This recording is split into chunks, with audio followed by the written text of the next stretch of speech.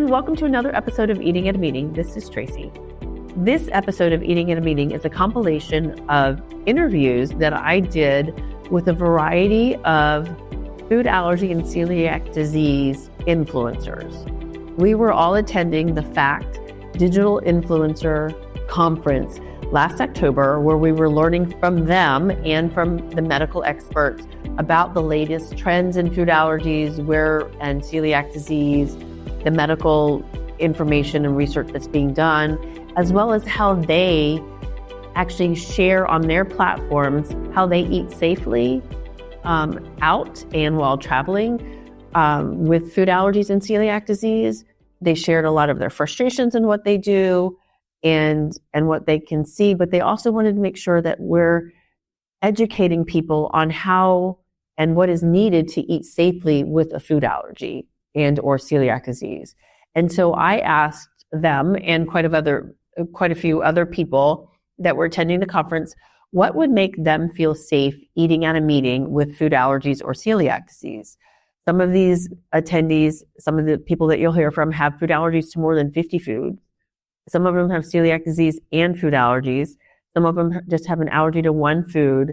But I want you to take the time to listen to them carefully and see how you can incorporate what would make them feel safe eating at a meeting into your regular food and beverage policies and procedures and what you do to create safe experiences at events. Something that would make me feel very safe in an event is having an informed server telling me their process with cross-contamination and how they're going to make my meal safely.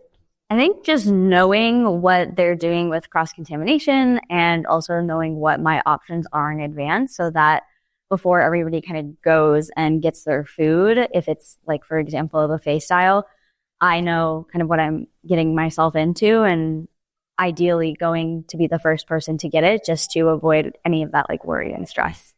What makes me feel safe is when I know that the company understands what allergies are, they understand cross-contact, and they let me know all of the ingredients in everything. Even if it's just rice with like rice, water, and salt, I would love to know all of the ingredients listed.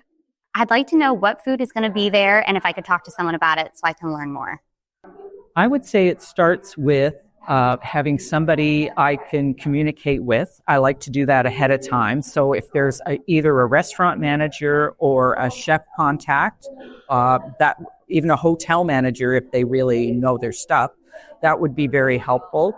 I think also having ingredient labeling at tables, or it depends on how it's laid out, but if it's a buffet, it's very helpful. Buffets, if there's no cross contact with utensils, it's very helpful, makes you feel safer. If you're doing, say, a buffet treatment, to have someone near the buffet who is knowledgeable on the allergies. Doesn't have to be the whole staff, but if there's one person who can assure you, particularly things like soy are difficult, just like dairy, to avoid. So if you can guide us to, is this really safe? Because, then I can have the gravy, for instance, which I wouldn't try otherwise. So it's nice to have a great culinary experience if you can when you're eating out. And sometimes you feel very restricted because you're just not sure. I like when the manager comes out and reassures me that everything will be safe and that they know about my allergies and that it hasn't been forgotten. That makes me feel good. So the thing that makes me feel more safe eating at a meeting than anything else is communication. If I can speak with someone about my dietary needs and hear about the steps that they're going to take to make sure that I can eat safely, that gives me a lot of peace of mind and makes me feel safe while I'm eating. I would say if the food is top 9 food, even better, top 14 food. So everyone can have it and no one feels left out or excluded. We're all eating the same food together. What would make me feel safe eating at a meeting would be a lot of communication, taking my food allergies into account, being able to, if it's from a restaurant, being able to talk to the restaurant, the chef, and communicating my needs and being able to ask questions. At a meeting, it's meeting with somebody, the leader of it, and I'll add something about a restaurant, having an allergen menu on their website or in person. That's important too, is just doing the research ahead and making sure somebody that takes food allergies seriously is running the whole thing. That will make me feel a lot better. Feeling safe eating at a meeting for me is an overabundance of caution, meaning tell me everything on the label. you got those boxes out. You're like, this was made with this, and these are the ingredients in this item.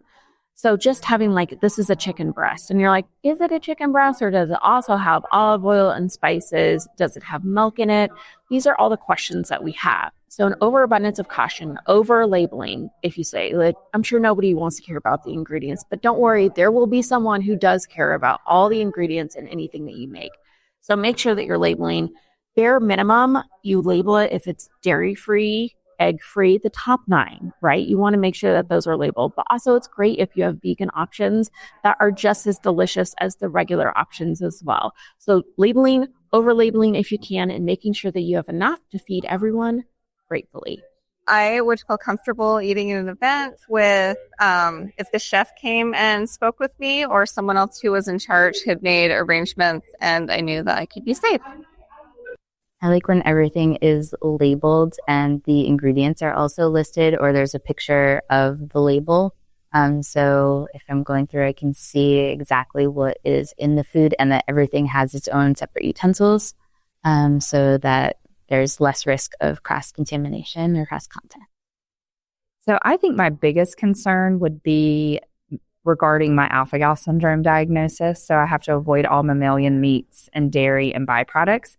But the biggest concern, aside from anything that's, in cross contact with food that's being cooked in the kitchen, would actually be the fumes. So, for example, I cannot sit next to someone that served a steak or pork or, heavy dairy that is sizzling, that's being brought tableside, that has just been cooked. So that would be my biggest concern, because I would still love to be a part of the table.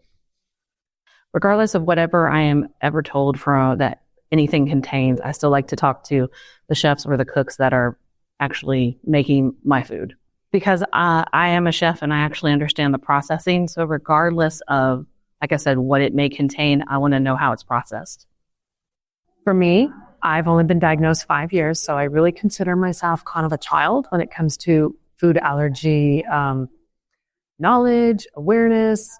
So for me right now, I would probably not eat out at a meeting. I might have a beverage like a coffee or a water, and trying to move into the space of being comfortable eating out at restaurants, a meeting, conference. If it's a food allergy conference, that might be a little bit different, but in general, I'm still in the infancy of learning to live with my food allergy. I love to have a name of one person who knows of the dietary restrictions, knows of the food being served, and is one clear point of contact who can answer my questions. Let me know what you learned. What would you incorporate from what they said into your planning process? I appreciate it. And until next week, stay safe and eat well. Thanks for listening to the Eating at a Meeting podcast, where every meal matters. I'm Tracy Stuckrath, your food and beverage inclusion expert. Call me and let's get started right now on creating safe and inclusive food and beverage experiences for your customers, your employees, and your communities. Share the podcast with your friends and colleagues at our Eating at a Meeting Facebook page and on all podcast platforms.